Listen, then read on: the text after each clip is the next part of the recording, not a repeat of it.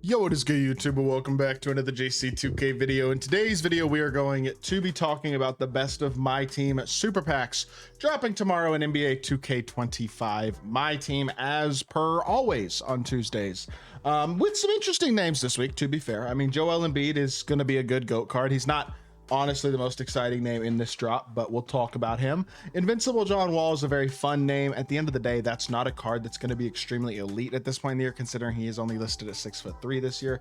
Previous 2Ks, he's been 6'4". I don't know. Maybe he's now 6'3" from now on. Either way, John Wall's one of those guys that I'm a big John Wall guy. I always have enjoyed his cards in 2K. I really would love to see him get like a really good card earlier in the year, one of these years, with a little better SIGs and stuff. Like that'd be a lot of fun.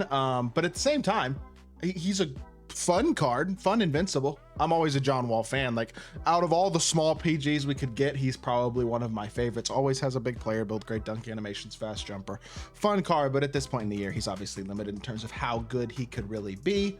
Chris Mullin is, I mean, Chris Mullin's good. He's a 100 overall shooting guard. He'll be fine. It depends on what jumper they give him in 6 and stuff in terms of how good, but he could be a really solid attainable shooting guard option at a position that already, to be fair, has a lot of solid attainable options. I don't think he's going to be anything particularly special, but he's a solid fun option. And Thurl Bailey's a really interesting 100 overall. That's a card who, I mean, I know we've gotten a lot of those guys recently. Kevin McHale at small forward for free this week. Ejan Leon, Alonzo Mourning, Larry Markkinen, etc. We've gotten a lot of those good small forwards as of late. Pokashevsky even this past weekend as a dark matter for super cheap.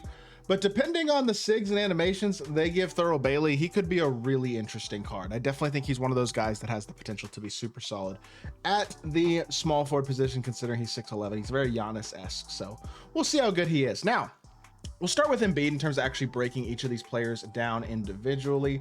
And the thing about Embiid is, even if he is the best he can possibly be, he will only be a worse version of Hakeem Olajuwon, Shaquille O'Neal, Kareem Abdul-Jabbar, guys like that. Because at the end of the day, he's a 7-footer with a 7'5" wingspan. He already has a 100 overall.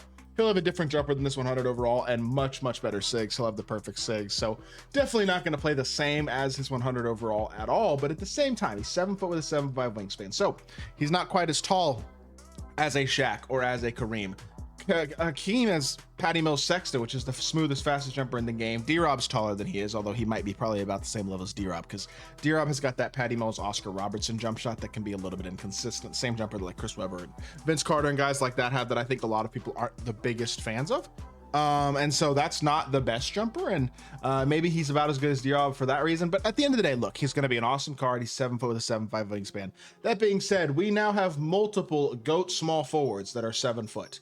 You know what I mean? Like, Bol Bol's a 7'3" small forward option. I haven't gotten gameplay with him yet, but I do hope to get that either later today or tomorrow, potentially.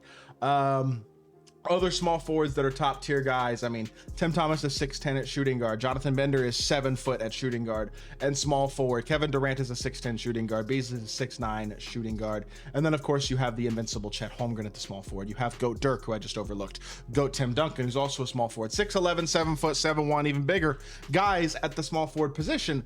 Joel Embiid is a 7 foot power forward. And like, that's not a gigantic deal breaker if you're a big Embiid fan. Kind of like for me with Luka. I paid more MT than I probably should have to pick up GOAT Luka, and he's my guy. He's not the best point guard in the game, although I'd say he's a better at point guard than Embiid is at power forward. But still, the point is, I'm a big Luka guy. I'm a big Dirk guy. Of course, I had to go buy their best cards. If you're an Embiid guy, you've been saving your MT, he's your favorite player, go get him. You know what I mean?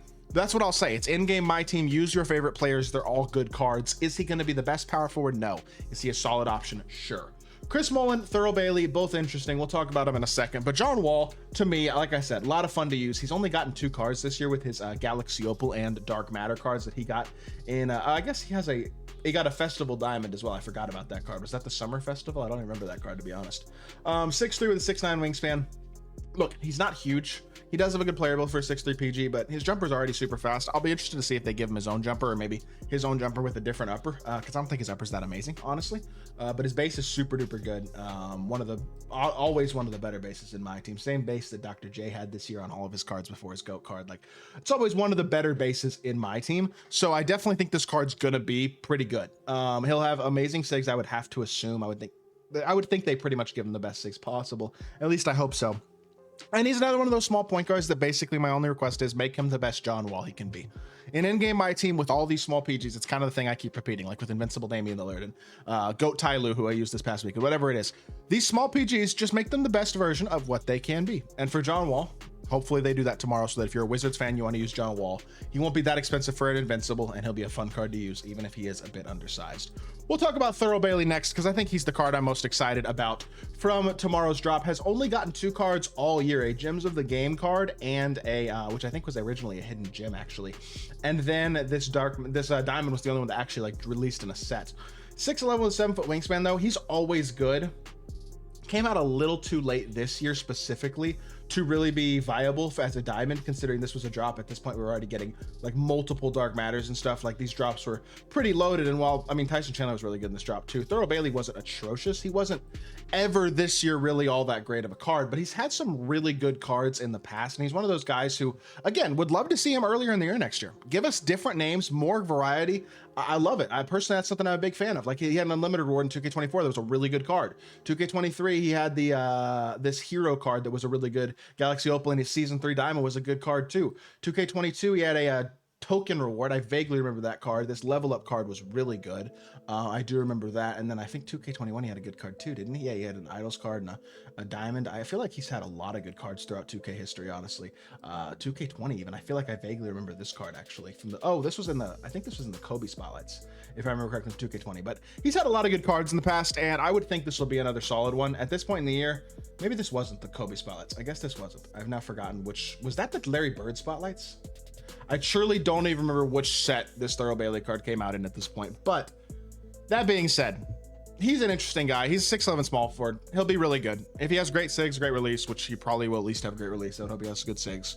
He'll be one of the better attainable small forwards in the game. Card that I'm excited to try out tomorrow. And then Mullen is the final card in the drop. Probably the least exciting, just because overall, I mean, Chris Mullen, I don't think is the most exciting of players in 2K. His jumper is going to be, I'm sure, changed, and it'll be very good. I would have to think. The jumper he has right now isn't that insane, but I would assume they will change it. 6'7" with 6'10" wingspan is average size at shooting guard at this point in the year. He's not big. He's going to be good defensively, have great stats and badges. He'll be solid, but unless they give him god tier SIGs and incredible jumper, he's not that spectacular. If they do, one of the best attainable shooting guards in the game. We'll see. Could be a really deep drop tomorrow if they do Mullen and Thurl well, though, I will say that. That being said, that is going to do it for today's video. Let me know in the comment section down below if there's any cards y'all are excited about potentially picking up tomorrow. I will warn you, don't spend any money on this game. Cards are going to be super cheap in about 2.5 weeks anyway, because we're going to get Godex Invincible packs. So if there's players you've been wanting to use here in in-game, that will be when they get really cheap. Now, to be fair, I do understand that'll be 3 weeks before the new game comes out, but I guess better late than never. I don't know. I don't really have a ton to say about it. The game's very pay to win, and just enjoy what you can about it and try to ignore what you can't, I guess. That being said, it's gonna do it for the video. Hope y'all did enjoy. If you did, make sure you hit that like button, leave a comment, and subscribe. I'll be back with more 2K content very, very soon. I appreciate y'all. Peace.